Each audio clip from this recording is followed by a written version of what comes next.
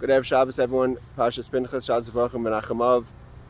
These are days of the 3 weeks. Nevertheless, like the Rebbe says, Mishanichnas Av, when Av comes in, Mematim, we get rid of the negativity through Simcha. And we should transform these days in days of Simcha, like we learned now in Rambam Bikurim, the laws of the first fruit, that the actual between the days of Shavuos till Sukkot are the days of Simcha in the year. And therefore, the only way you could properly bring the first fruit to the temple was if you bring them between Shavuos and Sukkot, because these are the happy days of the year. Notwithstanding that in these happy days is the 3 weeks, the destruction of the temple on the 9th of Av, the 3 weeks, and the beginning of the 17th of Av, of the breach of the walls of Jerusalem. So it's up to us to turn these days of mourning into happiness, and we have that power. These are days of happiness. And this is very much connected to this week's Parshas Pinchas. In Pinchas we learned that Pinchas is gifted. He wasn't a Kohen before he acted as a zealot for God. But because he's Ben Elazar ben Aaron a Kohen, he showed what it means to be a Kohen. He actually lived what it means, a person of peace, to make peace between Hashem and the Jewish people, to bring true, real peace to the world. It was by getting rid of the act of Zimri with Kozvi Basur, and therefore he lived to be what it means to a Kohen, and therefore he was given the gift of Kahuna. It wasn't disconnected. There was a direct connection between his act and getting the gift of being a Kohen. So too the Daughters of Tzlafchat come into this week's parsha, and they're not sure if they have a portion in the land. He said, "Tnu lana chuzah," we want to inherit our father and our father's land that he had, because they had a passion for Eretz Yisroel, and because they expressed that passion.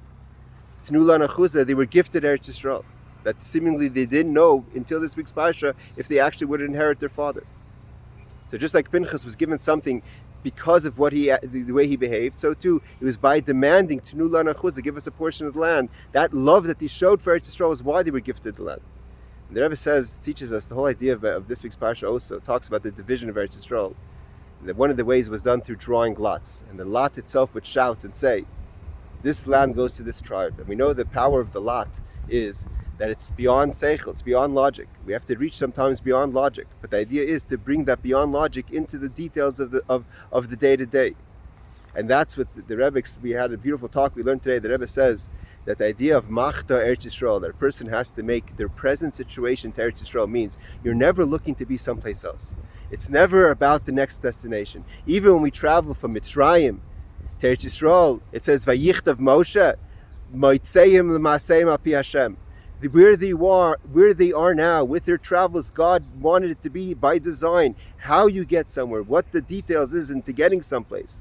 Machta Eretz Yisroel means every minute counts. If you're living at a certain time and you want to know what does it mean to inherit the land, what does it mean to divide the land? Why is the piece of paper shouting out saying this is the land? Because every part of dividing, of making Eretz Yisroel, every detail is important.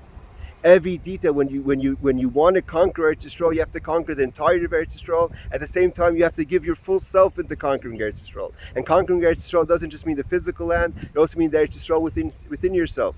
The Eretz Canaan, the land of 7 nations, the 7 attributes, the emotions that you have that have been given over to the world, you have to conquer it and turn it into Eretz Yisroel, to Kedusha, to holiness.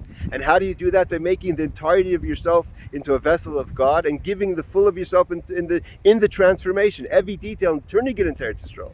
So the Rebbe says, Machta Eretz Yisroel, start right now. You have an opportunity, you have a person you can meet. Turn that moment into a moment of Eretz Yisroel. Everything's part of the details of transforming the world. And that's why the Daughters of Tzlafchat were worthy of getting Eretz Yisroel. Because it's the power of the woman, the power of the details. Everything, when you sit down at the Shabbos table, it's not just that now we're sitting at a Shabbos table. How did the food get there? How did why is the napkins that are on the table those napkins? Why is the silverware those silverware? All the details that the woman puts into showing the chiba, the love she has for the mitzvah. In there is the detail. That's the bottom line. That's the machta Eretz Yisroel. So when the Daughters of Tzlafchat said, Tnu lana chuzah, we want to be part of this story. God said, of course, you have it within you to be those who inherit Eretz Yisroel. When we be zoichet haka, to inherit Eretz Yisroel in the fullest way. The coming of Mashiach Tzidkenu b'meir b'nei